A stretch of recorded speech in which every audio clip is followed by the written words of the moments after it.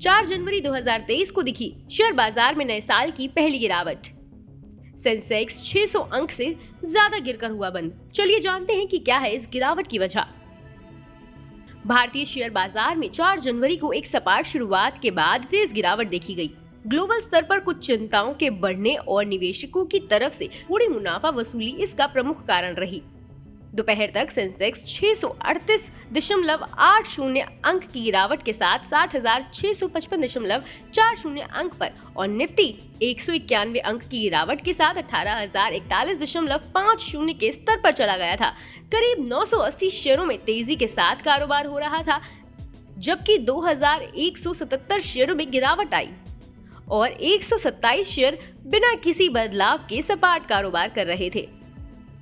Global स्तर पर निवेशक अमेरिकी केंद्रीय बैंक के फेडरल ओपन मार्केट कमेटी की दिसंबर बैठक से जुड़ी जानकारी पर बारीकी से निगाहें लगाए हुए हैं, जो नए साल में ब्याज दरों में बढ़ोतरी पर अमेरिकी केंद्रीय बैंक के रुख का संकेत देगा। भारतीय समय अनुसार ये जानकारी 4 जनवरी देर रात तक आएगी। आइए डालते हैं उन कारणों पर नजर जिनकी वजह से बाजार में गिरावट आई है। नंबर 1, FOMC बैठक। फेडरल ओपन मार्केट कमेटी की 13 से 14 दिसंबर को हुई बैठक के बाद अमेरिकी केंद्रीय बैंक ने ब्याज दरों में 0.50% की बढ़ोतरी की थी। ये इसकी पिछली बैठक में हुई 0.75% की बढ़ोतरी के मुकाबले कम थी, लेकिन इसके साथ ही उन्होंने महंगाई में बढ़ोतरी को लेकर नए अनुमान जारी किए थे।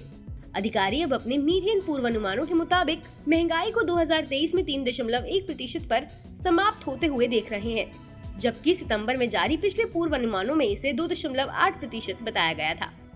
नंबर 2, 2023 में वॉल स्ट्रीट की कमजोर शुरुआत। वॉल स्ट्रीट के लिए साल 2023 का पहला कारोबारी सत्र मंगलवार यानी 3 जनवरी को था। पहले ही दिन न्यूयॉर्क स्टॉक एक्सचेंज का प्रमुख इंडेक्स नैस्डैक 0.76% गिरा। वहीं डाउ जोन्स इंडस्ट्रियल एवरेज और S&P 500 0.03% और 0.4% फिसल गए। S&P के 11 प्रमुख सेक्टरों में से 6 गिरावट के साथ बंद हुए, जिसमें सबसे ज्यादा गिरावट एनर्जी में रही। नंबर 3, मंदी को लेकर IMF की भविष्यवाणी। इंटरनेशनल मॉनेटरी फंड की चीफ क्रिस्टलिना जॉर्जीवा ने कहा कि दुनिया का 1/3 हिस्सा मंदी में हो सकता है और यहाँ तक कि जो देश मंदी में नहीं है, वहाँ भी लाखों लोगों की आबादी मंदी की चपेट को महसूस करेगी। उन्होंने एक इंटरव्यू में कहा, अमेरिका, यूरोपीय यूनियन और चीन की इकोनॉमी इस साल धीमी होगी। ऐसे में 2023 पिछले साल की तुलना में कठिन हो सकता है।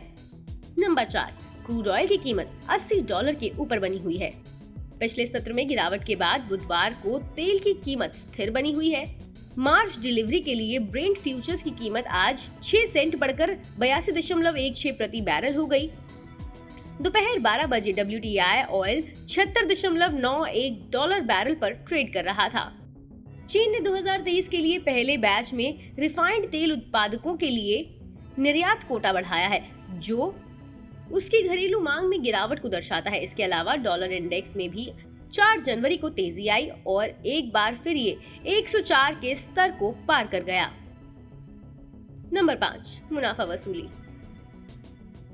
मोतीलाल ओसवाल फाइनेंशियल्स के रिसर्च हेड सिद्धार्थ खेमका ने कहा, बाजार पिछले कुछ दिनों से 18,000 से 18,200 के सीमित दायरे में चल रहा है। बैंक और मेटल जैसे कुछ सेक्टर्स में खरीदारी हुई है, जिसमें 4 जनवरी को मुनाफा वसूली देखी जा रही है। कारोबार में Nifty bank 1.05%, Nifty PSU bank 1.8% और निफ्टी मेटल 2% नीचे था।